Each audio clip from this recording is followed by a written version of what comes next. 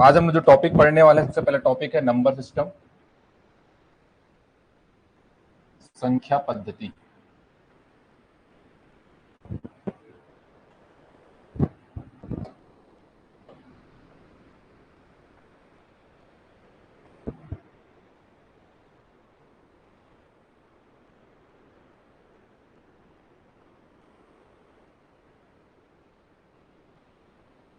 तो कुछ संख्याओं के बारे में पहले हम लिख लेते हैं, है ना, क्या क्या कहा जाता है संख्याओं को।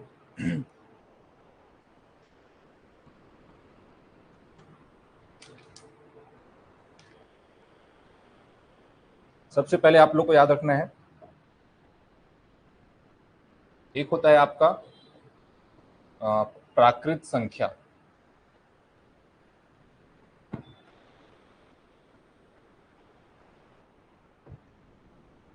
नेचुरल नंबर, और दूसरा आपका होता है पूर्ण संख्या। इन दोनों को एक साथ जोड़ी में रखना, होल नंबर।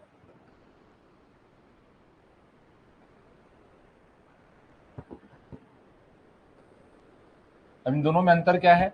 तो प्राकृत संख्या मतलब ऐसी संख्याएं जो गिन सकते हैं, गिनने वाली संख्या। जब भी आप गिनना स्टार्ट करते हो तो कहां से करते हो? एक से, ठीक है। तो ऐसी संख्याओं जिनको हम गिन सकते हैं वो सभी किस में आएंगे? प्राकृत संख्या में। 1, 2, 3, 4, 5, मतलब प्राकृत संख्या 1 से स्टार्ट होगी, ध्यान रखना। जबकि पूर्ण संख्या कहां से स्टार्ट होगी? 0 से। बस दोनों में यही अंतर है।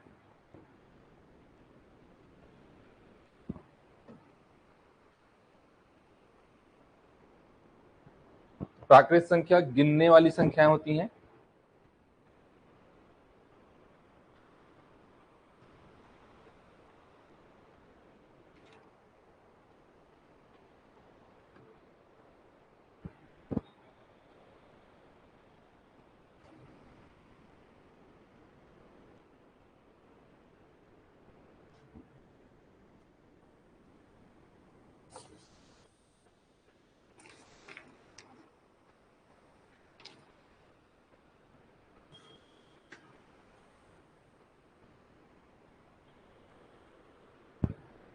इसके बाद आते हैं सम संख्या और विषम संख्या।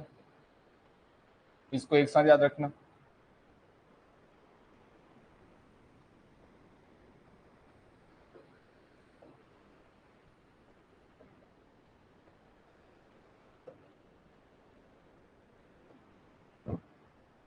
इवन नंबर और ऑड नंबर।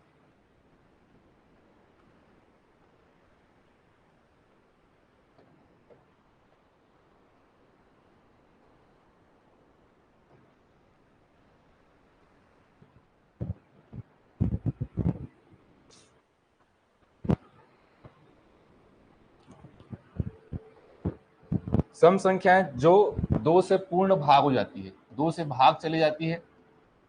ध्यान रखना, सम संख्या कहां से स्टार्ट होगी? 2 से, 0 से नहीं होगा। जबकि विषम संख्या की बात करें तो जो 2 से पूर्ण तरीके से भाग नहीं जाएगी, 1, 3, 5, 7, ये विषम संख्या कहलाएगी।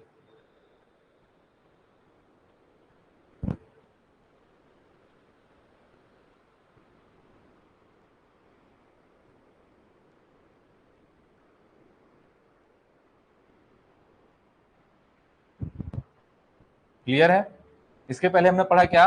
प्राकृत संख्या और पूर्ण संख्या। इसमें देखिए दोनों में अंतर क्या आएगा। जैसे अगर मुझे कहा जाएगा पहले 5 प्राकृत संख्याओं को जोड़िए, अगर मुझे एग्जाम में से क्वेश्चन दे दिया पहले 5 प्राकृत संख्याओं का योग,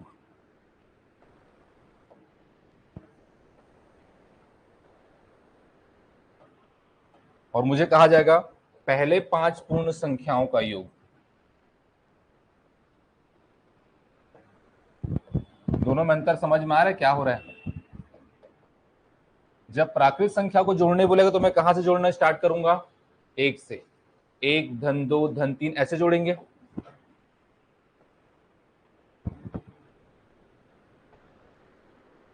क्लियर है? जबकि अगर मैं बोलूंगा पूर्ण संख्या को जोड़ना है तो कहां जोड़ूंगा? 0 से। और कहां तक जाऊंगा? 4 तक ही जाऊंगा ना, 5 तक मत जोड़ देना। पहले 5 पूर्ण संख्याओं को बोलेगा तो हाँ 5 तक बोलेगा, 0 से लेके 5 तक जोड़ दे, ऐसा मत करना, ठीक है। 1 2 3 4 5, तो देखिए इनका अंतर आ रहा है, 5 4 9 3 12 13 14 और 1 15, ये हो रहा है 4 3 7 2 9 और 1 10, ये सिर्फ और सिर्फ 15 और ये 10।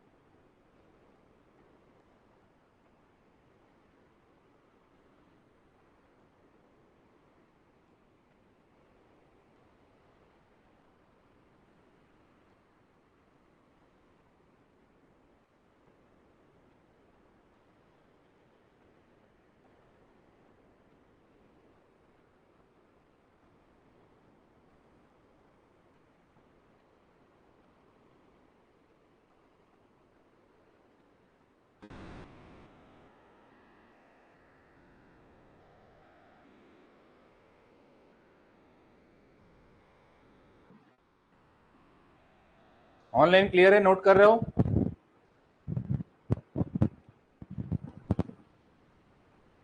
चलिए आगे बढ़े फिर। तो इवन सम संख्या और विषम संख्या में बस आपको याद रखना है, जो सम संख्या है वो 2 से स्टार्ट होगा, 0 से नहीं होगा, कंफ्यूज मत होना। और सम संख्या जो 2 से भाग चली जाती है, विषम संख्या 2 से भाग नहीं जाती है। इसके बाद आते हैं अभाज्य संख्या, प्राइम नंबर।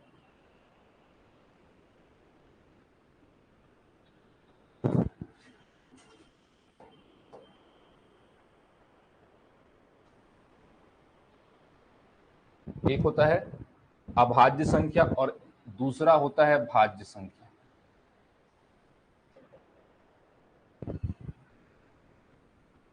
Composite number.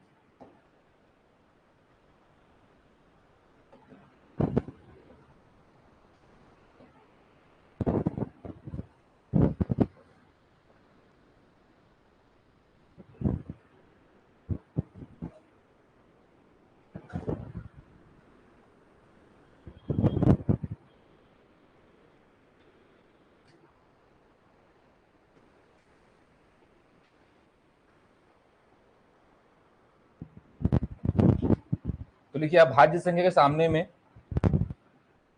जो संख्या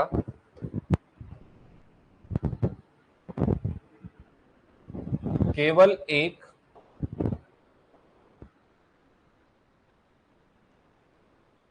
व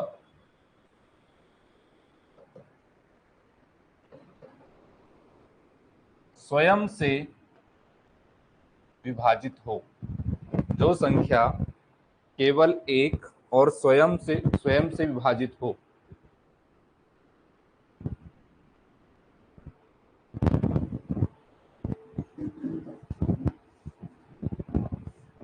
ठीक है। मतलब ऐसी संख्याएं, जो बहुत सारी ऐसी संख्याएं हैं जो केवल और केवल एक से तो हर कोई भाग जाएगा, किसी कोई भाग दोगे एक से पूरा पूरा भाग जाएगा, ठीक है। और वो संख्याएं खुद से ही भाग चली जाएंगी। जैसे देखिए मैं 2 संख्या लिख रहा हूं, एक है आपके सामने 19 और एक है आपके सामने 27, ठीक है। 19 सम है कि विषम है, और 27 विषम है ना। तो विषम संख्याओं में और भाज्य संख्याओं में अंतर ध्यान रखना।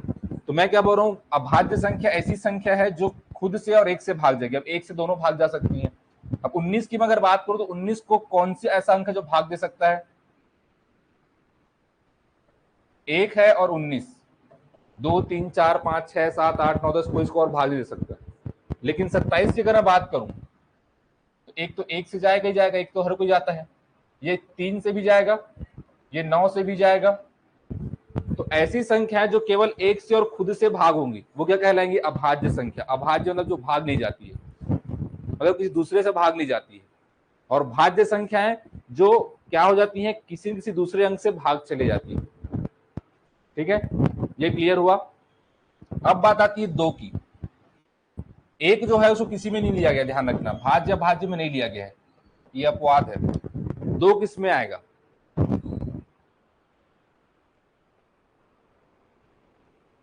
किस में आएगा 2? भाज्य की अभाज्य में? अभाज्य में। क्यों? हाँ, जो परिभाषा है, एक तो 1 से जा रहा है और एक खुद से जा रहा है, उसके अलावा और कोई अंक इसको भाग दे रहे नहीं, देख रहे। तो 2 ध्यान रखना, एकमात्र सम संख्या है जो क्या है? अभाज्य है। बाकी सभी के सभी 4 8 12 ये सभी सम संख्या जरूर है, लेकिन भाग चले जाएंगे, भाज्य संख्या। तो देखिए, जो संख्या केवल एक और स्वयं से विभाजित हो उसे हम अभाज्य संख्या कहेंगे। और ये स्टार्ट होता है 2 से 3, 4 आएगा अभाज्य में, 5 आएगा, 7 भी आएगा, 11 है ना, 8 9 10 तीनों की तीनों भाज्य संख्या। 8 भी भाग चले जाता है, 9 भी भाग चले जाता है, 10 भी चले जाता है, 11 नहीं जाता है। इसके बाद 13, फिर 17, और भाज्य संख्या कहां शुरुआत होगी? तो ये 4 से होगा, 4 6 8 9 10 12, ये अनंत तक जाएगा।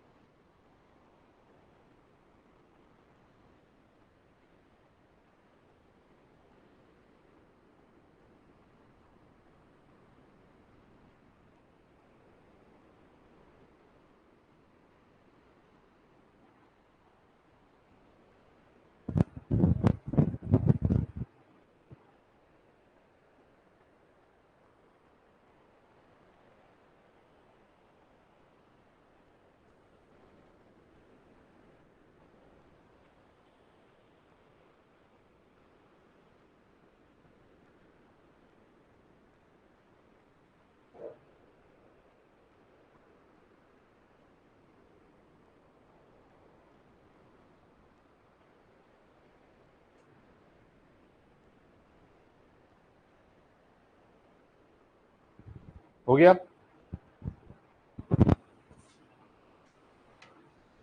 इसके बाद होता है परिमेय संख्या और अपरिमेय संख्या।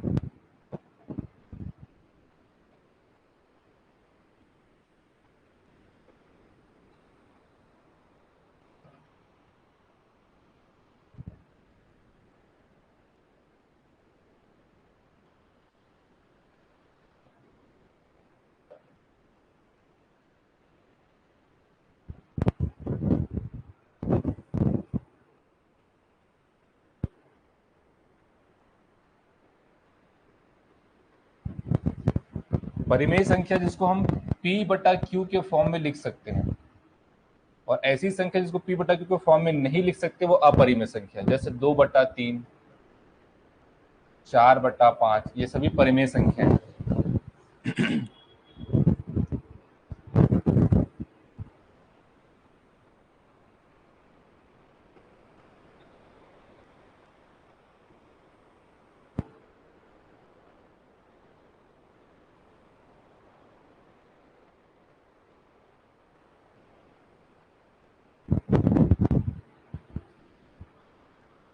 जबकि अपरिमेय संख्या में क्या आ जाएगा आपका? रूट वाले अंक हो जाते हैं, √2, √3, ये सभी अपरिमेय संख्या कहलाते हैं।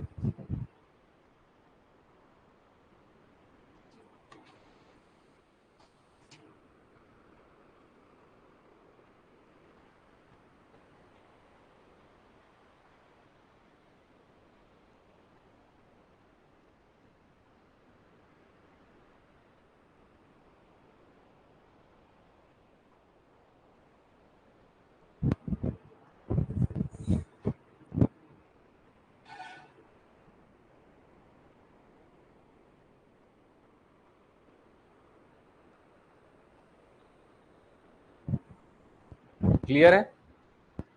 इसमें एक और है सह अभाज्य संख्या।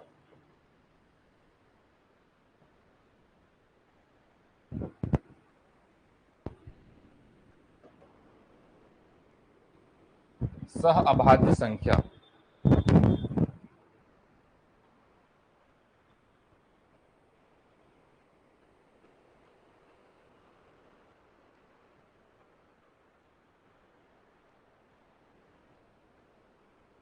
ठीक है। ऐसी ऐसी दो संख्याएं ऐसी दो संख्याएं जिनका एचसीएफ एक हो।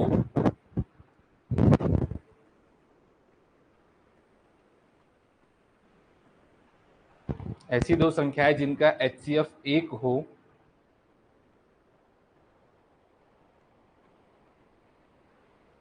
सह अभाज्य संख्याएं कहलाती हैं।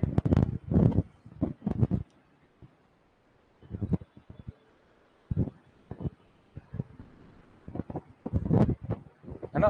मतलब दो संख्याओं का जोड़ा रहेगा, उसमें एक क्या निकलना चाहिए? कॉमन। एक ही कॉमन निकलेगा।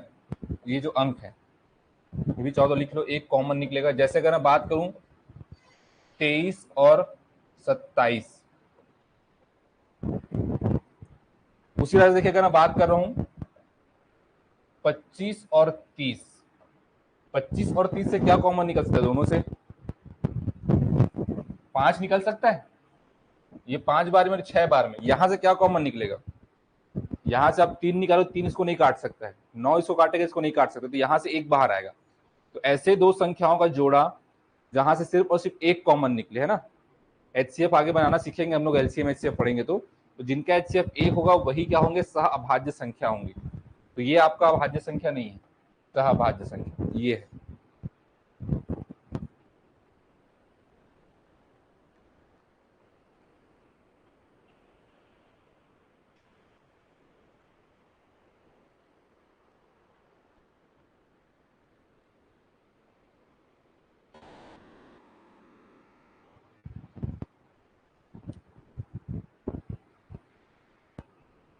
हो गया? फिर लिखे नेक्स्ट। चलिए क्वेश्चन देखते हैं कुछ।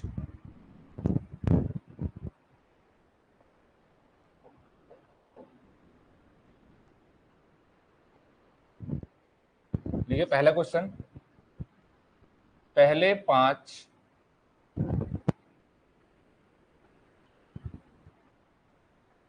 भाज्य संख्याओं का योग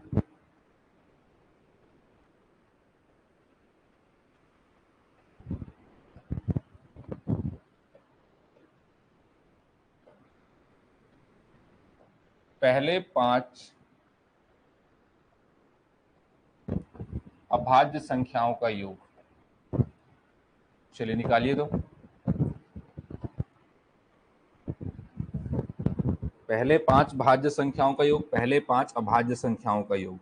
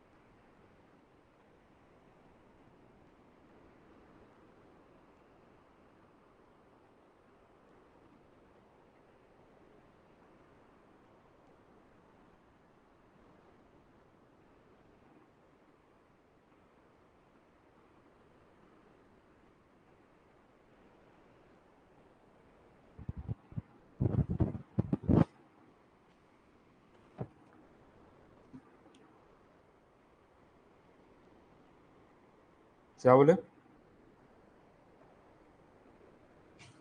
37 और 28, क्या सभी का यही आ रहा है? 37 और 28,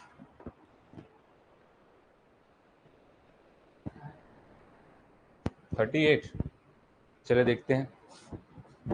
सबसे पहले मैंने क्या कहा था, अभाज्य संख्या कहां से चालू होगी? अभाज्य संख्या जो है 2 से, 4 से, अभाज्य बोलो ना, अभाज्य 2 से चालू होगा, पहले इसको आना। दो अभाज्य संख्या था, 2 एक अभाज्य संख्या है, 2 अभाज्य की बात करूं पहले, अभाज्य की, भाज्य की बात नहीं कर रहा हूं। फिर इसके बाद 3, फिर 5, फिर 7, फिर 11, है ना? तो यही पहले 5 आपके अभाज्य संख्या, इनको जोड़ना है। तो 11 7 18, 18 5 23, 23 3 26, 26 और 2 28। तो प्रथम 5 अभाज्य संख्याओं का योग क्या होगा? 28 होगा। अब भाज्य संख्या की अगर हम बात करें तो भाज्य संख्या कहां से स्टार्ट होती है? 4 से। इसके बाद क्या आएगा? 6, फिर 8 आएगा, फिर 9 आएगा, फिर 10 आएगा। तो 6 4 10 और 10 20, 20 और 9 29, 29 और 8 37। तो पहले वाले का आंसर 37, दूसरे वाले का आंसर 28।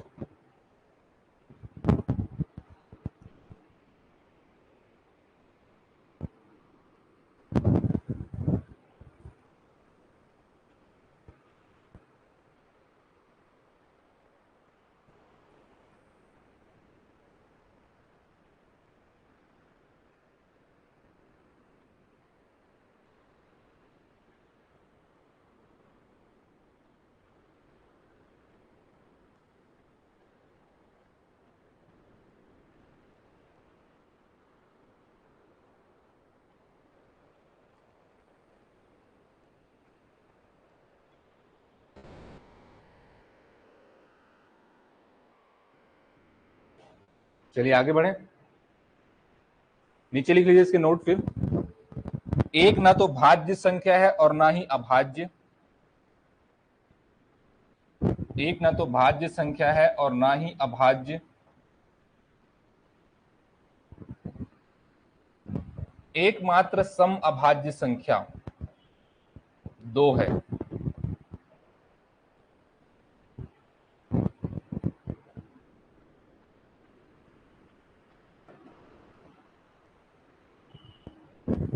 एकमात्र सम अभाज्य संख्या 2 है।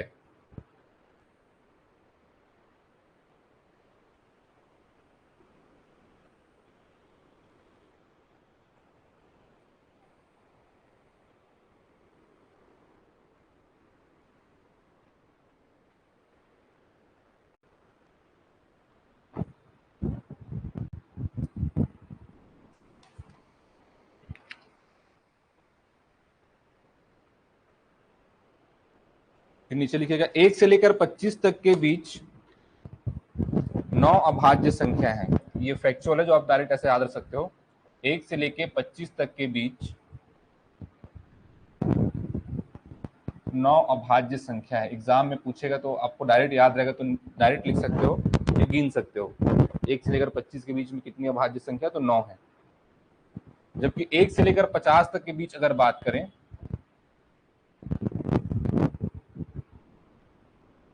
तो 15 अभाज्य संख्या है।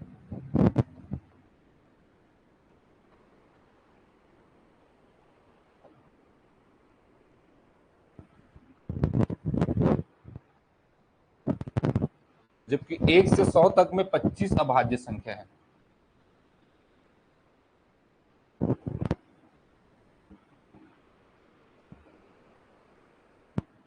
एक से लेकर 100 तक में 25 अभाज्य संख्या है।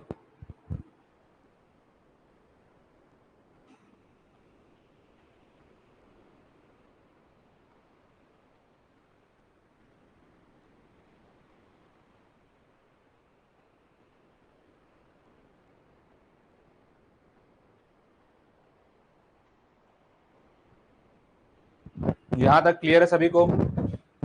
सम संख्या, विषम संख्या, भाज्य संख्या, अभाज्य संख्या। ऑनलाइन एक बार यस करके मैसेज करिए।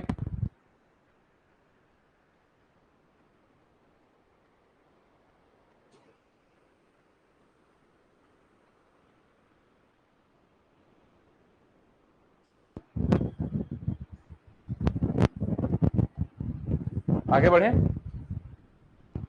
चलिए लिखते हैं अब। क्वेश्चन करते हैं टाइप 1।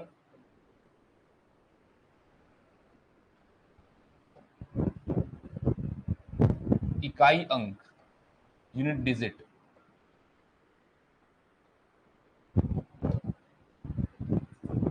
क्वेश्चन में आपको कहा जाएगा कि इकाई का अंक क्या होगा। जैसे मुझे क्वेश्चन दिया गया,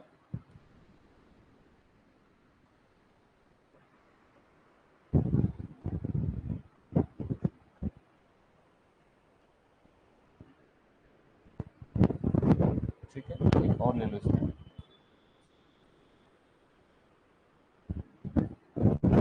ये एक मुझे गुणन दिया गया है, गुणनफल दिया गया है, और कहा जाएगा बताइए इसकी इकाई के अंक में क्या होगा, कि इकाई में कौन सा अंक होगा।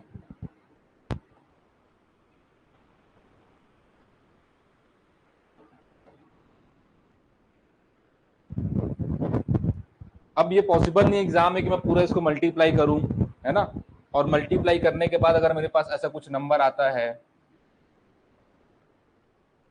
और लास्ट में फिर मैं देखूं कि हाँ ये इकाई अंक 6 होगा तो 6 आंसर ले, ऐसा पॉसिबल नहीं है। ठीक है, कंपटीशन एग्जाम में जो मैथ्स के क्वेश्चन होते हैं वो जनरली ट्रिक बेस पे रहते हैं, कॉन्सेप्ट बेस में रहते हैं, तुरंत बन जाएगा, वो ज्यादा समय नहीं लगता है, तो ऐसा आपको गुना नहीं करना है इसको। तो ऐसे क्वेश्चन को कैसे करेंगे हम, ऐसे क्वेश्चन में हम सिर्फ और सिर्फ इकाई अंक को मल्टीप्लाई करते हुए चलेंगे, इकाई अंक को गुणा करते हुए चलिए। ठीक है, जैसे 5 दिया 15, अब 15 आ गया तो आप फिर से इकाई अंक को ले लीजिए, दहाई को छोड़ दीजिए, फिर 5 सत्ते 35, फिर 5 आएगा, 5 निया 45, फिर 5 आएगा, और 5 सत्ते 35, फिर 5 आएगा। तो इसको आप गुणा करके देख लीजिए, इकाई अंक क्या होगा, 5 होगा। इधर के अंकों से हमको कोई मतलब नहीं, पूछेगा भी नहीं, दहाई अंक पूछ देगा मतलब वो गुणा करना पड़ जाएगा पूरा, वो पूछेगा भी नहीं, सिर्फ और सिर्फ क्वेश्चन एग्जाम में क्या पूछा जाएगा, इकाई अंक ज्ञात कीजिए।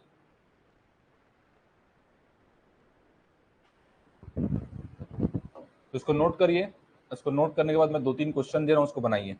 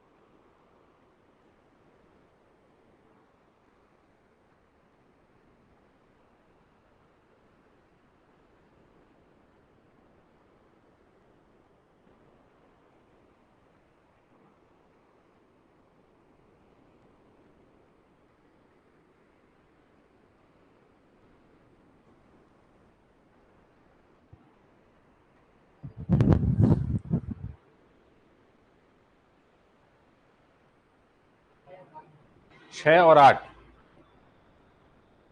दर्पणा का आया है 3 और 8, पीछे राकेश 6 और 8 आया है। ठीक है, चलिए देखिए पहला क्वेश्चन नंबर 2। इसमें क्वेश्चन में क्या पूछे, इकाई अंक ही ज्ञात करना है ना। मैंने क्वेश्चन आधा लिखा, आगे वही पूछा है, इसमें इकाई अंक ज्ञात कीजिए, वही टॉपिक पढ़ रहे हैं तो मैं करूंगा इकाई अंक को गुणा करूंगा। कहीं से भी आप स्टार्ट कर सकते हो, इधर से भी कर सकते हो, इधर से भी कर सकते हो। 8 दूनी 16 का 6, 6 दूनी 12 का 2, 2 छक्के 12 का 2 और 2 अट्ठे 16। तो 16 का मैं क्या लूंगा इकाई अंक, सिर्फ और सिर्फ 6 लूंगा। क्लियर है। इसके बाद 3 दूनी 6, 6 चौक 24 का 4, 4 छक्का 24 का 4, 4 सत्ते 28 का 8। इधर से देखिए मल्टीप्लाई देख सकते हैं, 7 छक्के 42 का 2, 2 चौक 8, 8 या 24 का 4, 4 दूनी 8। कहीं से भी बीच से भी स्टार्ट कर सकते हो, है ना। इधर से स्टार्ट करना, नहीं तो उधर से स्टार्ट करना, बीच से मत करें तो फिर कंफ्यूज हो जाओगे, किसी को छूट गया गलती से तो कंफ्यूज हो जाओगे या गलत आंसर आ जाएगा। तो आपको इकाई अंक वाले क्वेश्चन में क्या करना है, इकाई अंक को लेते हुए चलना है, आपका आंसर आ जाएगा।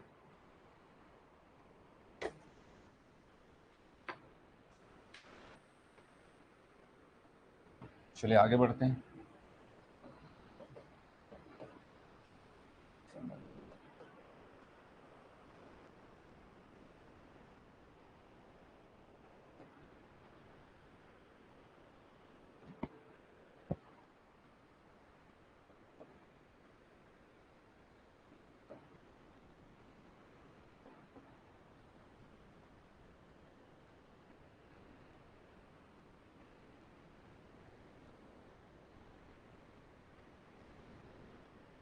इकाई अंक ही ज्ञात करना है आपको यहाँ पर।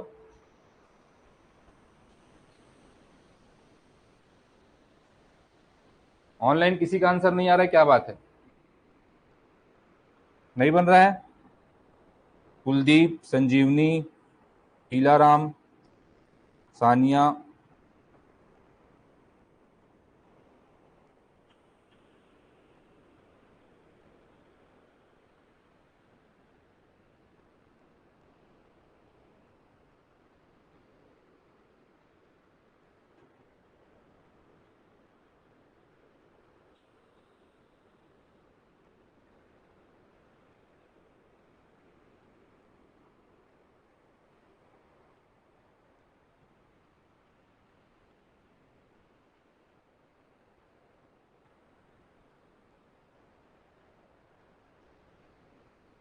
चार का 5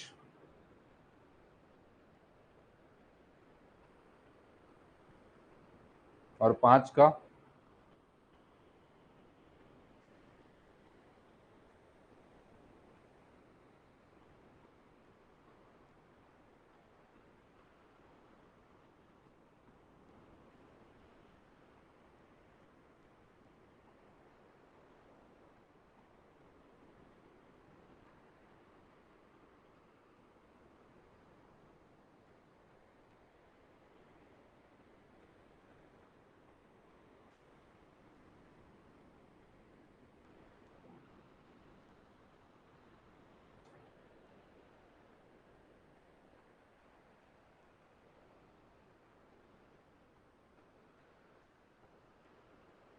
क्या है, पहले में 5, ठीक है, दूसरे में 0। देख अगर कहीं पर मल्टीप्लाई करने में 0 बन रहा है, 5 दूनी 10, मतलब अंत में 0 आएगा ही आएगा, समझ लो। तो आपको और ज्यादा मल्टीप्लाई करने गुणा करने की जरूरत नहीं, सीधा कहीं पर 5 का मल्टीप्लाई 2 से, 5 का मल्टीप्लाई 4 से हो रहा है, 6 से हो रहा है, 8 से हो रहा है, मतलब 0 बनना ही है। देखिए कहीं पे इकाई अंक में 2 को गुणा करने से 0 बन रहा है, तो सीधा आप उसको 0 लिख लीजिए। ठीक है, 0 गुणा 5 से करेंगे 0 आएगा, 0 को 2 से करेंगे तो 0 ही आएगा। यहाँ पर 9 या 81, 81 का 1, 1 से 1 का मल्टीप्लाई हो तो आएगा 1, और 1 का 5 से मल्टीप्लाई हो तो आएगा 5।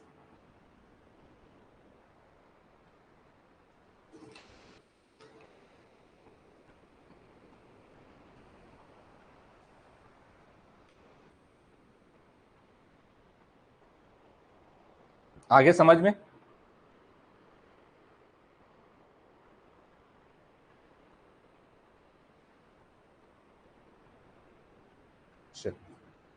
थोड़ा और आगे बढ़ते हैं इसमें।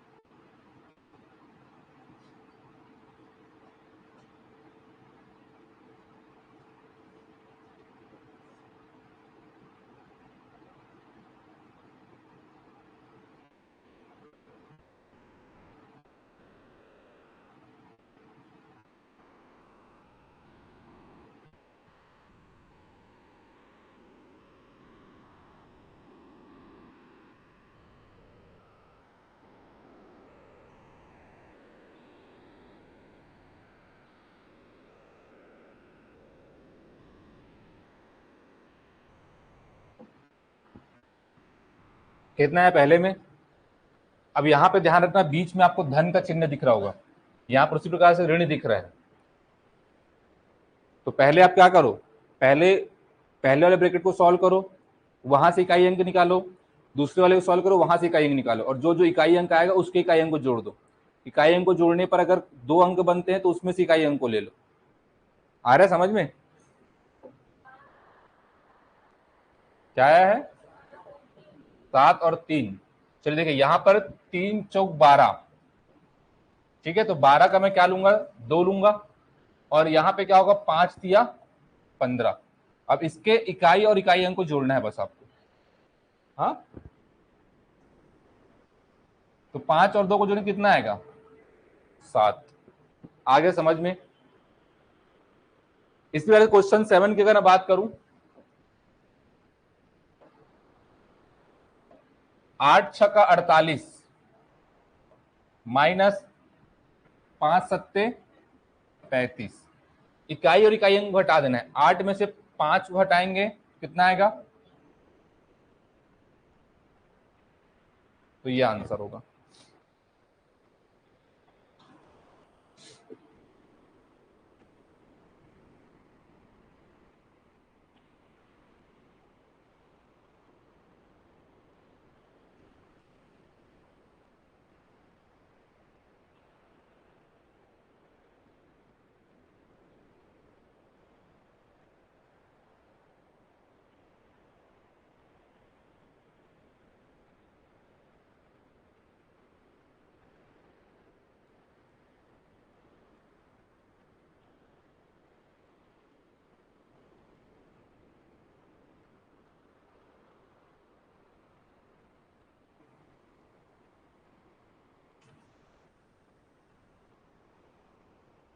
चलिए आगे बढ़ते हैं।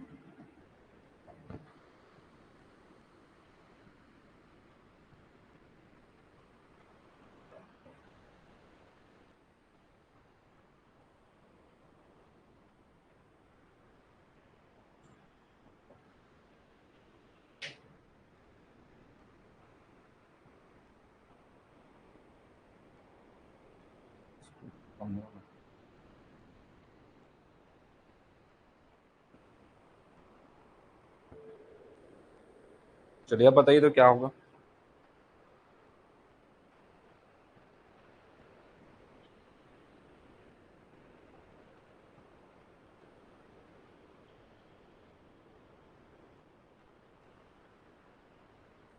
क्या आएगा?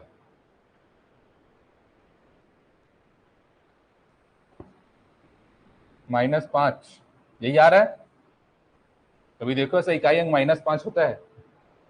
3, 2, 4, 1 और ऐसा -5 होता है क्या कोई अंक में? भाई माइनस तो पहले आएगा, इकाई अंक क्या होगा? 5 होगा।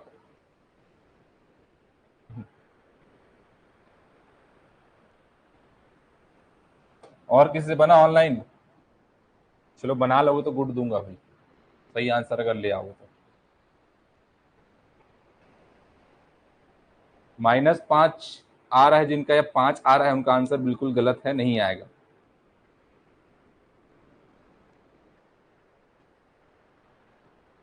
चलिए देखिए, आप लोगों को समय अब समाप्त हो गया गुड पाने का।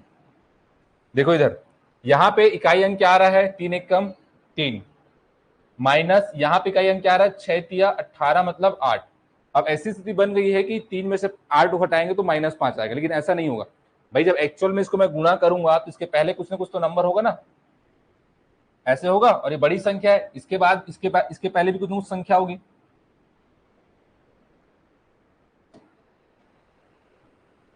यहाँ पे क्या होगा? 3, 4, 1, 2, 8, ऐसा कुछ भी अंक होगा इस तरफ। तो इसमें इसमें आपको इसमें घटाना है। तो जब 3 को यहाँ पर 8 में घटाएंगे, है ना, यहाँ पर 8 को मैं से घटाऊंगा तो ये 3 क्या करेगा? इससे एक उधारी लेगा, तो क्या बनेगा? 13। तो 13 में से 8 गया तो आएगा 5।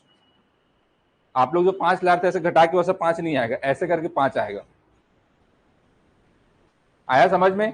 तो जब भी इस प्रकार से छोटा अंक अगर यहाँ पर आ गया तो आपको क्या करना है?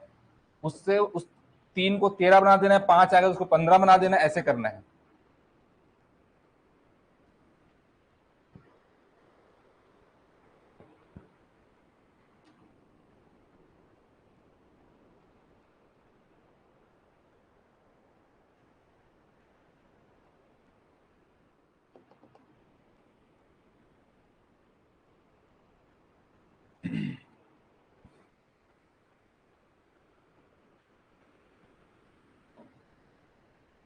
बन गया?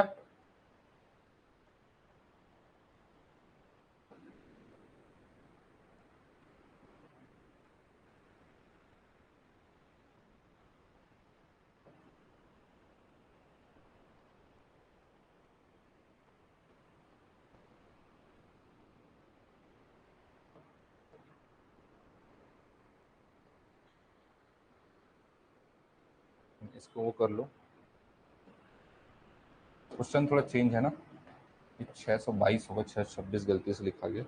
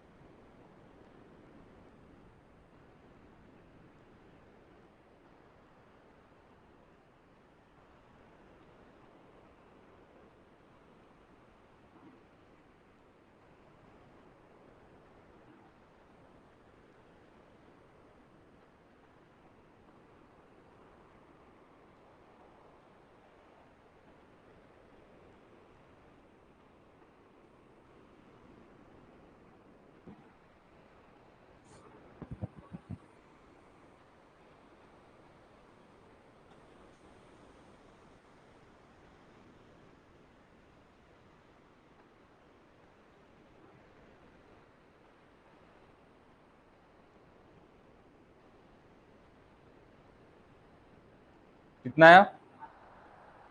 8, 3 दूनी 6, और यहाँ पर आएगा 8 छक्का 48। फिर से छोटे में बड़े घटाना तो ये एक 6 क्या बन जाएगा? 16। 16 में से 8 गया तो आएगा आपका 8।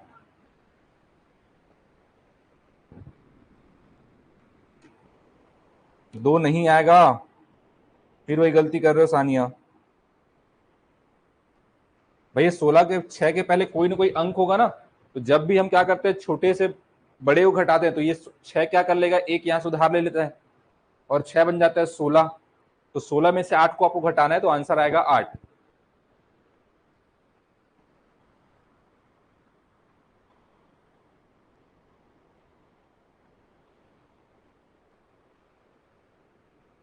क्लियर है? तो आज यहीं तक रखते हैं। इकाई अंक में आपको क्या करना है, इकाई अंक को गुणा करते हुए चलना है। अगर इकाई अंक को जोड़ने को बोला जाएगा तो भी आपको इकाई अंक को जोड़ना है ना। घटाने को बोला जाएगा तो इकाई अंक को घटाना है। बस ध्यान रखना, ये वाली स्थिति में जब छोटे में से बड़े को घटाएंगे तो आपको डायरेक्ट ऐसा माइनस नहीं कर देना है। ये एक उदाहरण लेके 6 है तो 16 बन जाएगा, 5 है तो 15 बन जाएगा, और उसके बाद उसको घटाना है। बस इसी का ध्यान रखिएगा। वहीं पर कंप्लीट करते हैं आज। तो थैंक यू।